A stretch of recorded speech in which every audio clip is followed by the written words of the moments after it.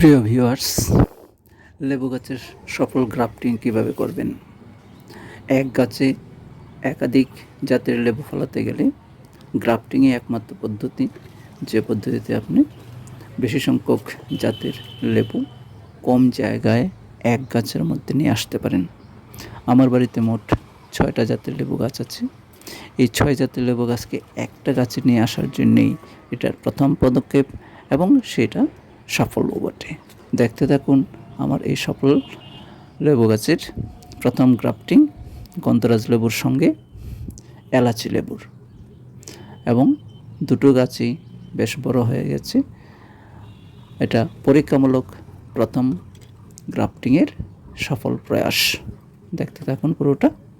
ভালো লাগলে like, share এবং সাবস্ক্রাইব করবেন, এবং নিজেরাও চেষ্টা করে দেখবেন।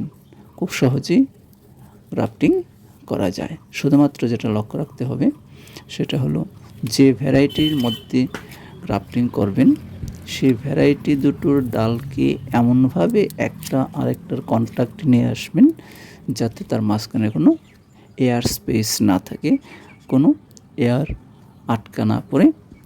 শক্তভাবে বেঁধে দেবেন যাতে তার ভিতর দিয়ে বাতাসও যেতে না পারে। এটা হলো আসল কথা, যেটা কেউ বলে না। আপনারা নিজেও করতে পারবেন, খুব সহজ।